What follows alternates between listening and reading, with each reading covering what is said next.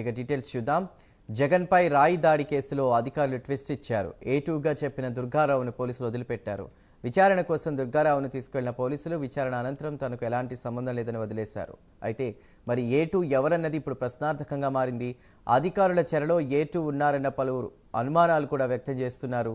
తనను జగన్ పై రాయి వేసిన కేసులు పోలీసులు వేధించారంటూ కూడా విచారించారని ప్రస్తుత దుర్గారావు తెలిపారు. తనకు ఎలాంటి సంబంధం లేదని పోలీసులకు తెలిపారన్నారు. ఇక తన ఫోన్ తీసుకుని పోలీసులు చెక్ చేశారని, ఎలాంటి ఆధారాలు దొరకకపోవడంతో 164 నోటీసులు ఇచ్చి వదిలేశారంటూ కూడా తెలిపారు.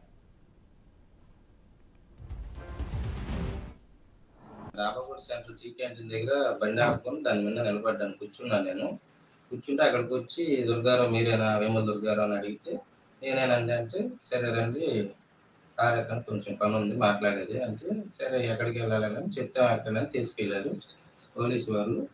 తీసుకెళ్ళి ఇంట్రాగేషన్ మొదలు పెట్టారు. దేనికి సార్, దేని విషయం అంటే జగన్ గారి మీద దాడి జరిగిన విషయం దాని గురించి ఇంట్రాగేషన్ మొదలు పెట్టారు. పోలీసు వారు కూడా మొత్తం అంతా ఇంట్రాగేషన్ మొత్తం మొదలుపెట్టి వాళ్ళకి తెలిసింది ఏంటంటే నేను ఏ తప్పు చేయలేదని వాళ్ళకి కూడా అర్థమైంది. అర్థం అవడం వల్ల వాళ్ళు కూడా నన్ను నిర్దోషిలా భావించి తీసుకొచ్చి మా ఇంటి దగ్గర అప్పచెప్పి మా ఫ్యామిలీతో సంతకాలు చేయించుకున్నారు. ఓకేనా?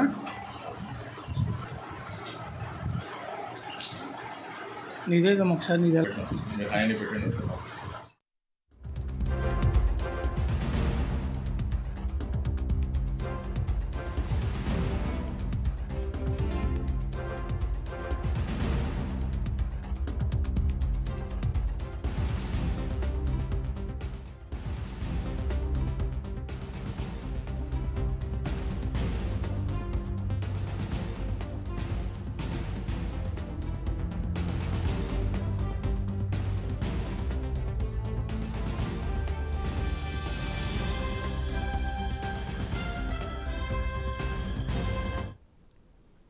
జగన్ పై రాయి దాడి కేసులో అధికారులు ట్విస్ట్ ఇచ్చారు. A2గా చెప్పిన దుర్గారావును పోలీసులు విడిచిపెట్టారు. విచారణ కోసం దుర్గారావును తీసుకువెళ్లిన పోలీసులు విచారణ అనంతరం తనకు ఎలాంటి సంబంధం లేదని వదిలేశారు. అయితే మరి A2 ఎవరన్నది ఇప్పుడు ప్రశ్నార్థకంగా మారింది. అధికారుల చెరలో A2 ఉన్నారన్న పలువురు అనుమానాలు కూడా వ్యక్తం చేస్తున్నారు. తనను జగన్ పై రాయి వేసిన కేసులు పోలీసులు విచారించారని దుర్గారావు తెలపడం జరిగింది.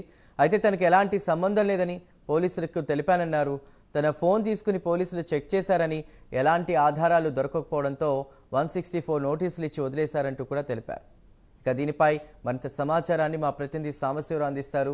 సాంబశివరావు, యాక్చువల్గా మనం చూసినట్లయితే ప్రస్తుతం విజయవాడ రాజకీయంలో జగన్మోహన్ రెడ్డి పైన జరిగినటువంటి గులకరాయి దాడి ఏదైతుందో ఆ దాడికి సంబంధించి A2 నిందితుడిగా దుర్గారావుని అయితే పోలీసులు ప్రకటించినటువంటి పరిస్థితి.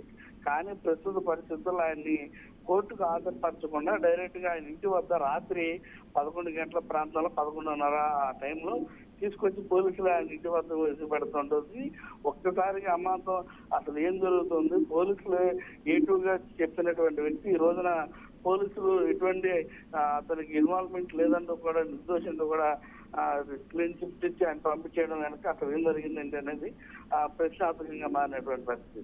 మొత్తం జగన్ పై దాడి కేసులో A2 నిందితుడిగా చెప్తున్న వేముల దుర్గారావుని వదిలిపెట్టేస్తున్నటువంటి పోలీసులు నేరం చేసినట్టు ఎటువంటి ఆధారాలు దొరకకపోవడంతో ఇంటి దగ్గర దింపేసి వెళ్ళిపోయారంటూ కూడా చెప్తున్నటువంటి పరిస్థితి. మంగళవారం సాయంత్రం నన్ను పోలీసులు తీసుకెళ్లారు. జగన్ పై దాడి ఎందుకు చేయించావు అని నన్ను ప్రశ్నించారంటూ కూడా అతనికి అడిగినటువంటి క్వశ్చన్లకి సమాధానం చెప్పారంటూ, అదేవిధంగా జగన్ దాడి ఎందుకు నాకు ఏ సంబంధం లేదని కూడా చెప్పినట్టుగా, అదేవిధంగా సతీష్ నీ పేరు చెప్పాడు, విచారణ చేస్తున్నావు ఒప్పుకొని గట్టిగా మాట్లాడారు, సతీష్ ఎందుకు చెప్పాడో నాకు తెలియదు అన్నాను కూడా అతను వివరణ ఇచ్చినట్టుగా కూడా చెప్తా ఉన్నాడు. అదేవిధంగా నా ఫోన్ తీసుకుని అన్ని చెక్ చేసి ఎటువంటి ఆధారాలు దొరకపోవడంతో ఆయనకి 164 నోటీసులు ఇచ్చి నన్ను పంపించేశారంటూ కూడా దుర్గారావు చెప్పినటువంటి పరిస్థితి. పోలీసులు నన్ను మా ఇంటి దగ్గర దింపారంటూ కూడా దుర్గారావు స్వయాన కూడా చెప్పినటువంటి పరిస్థితి. మొత్తం మీద A1గా అతను ఏదైతే సతీష్ ని తీసుకున్నారో ఇప్పుడు A2 ఎవరనేది మాత్రం చూడాల్సినటువంటి పరిస్థితి. విజయవాడలో రకరకాలుగా మారుతున్నటువంటి పరిస్థితి. అందులో పోలీసులు అయితే మాత్రం ఈ కేసు విషయంలో రకరకాలుగా అంటే మొన్న నైట్ చూసినట్లయితే బోండమ్మ ఇంటి వద్ద కూడా పోలీసులు భారీగా మోహరించడం జరిగింది. తర్వాత నిన్న రాత్రి ఈ విధంగా జరిగింది.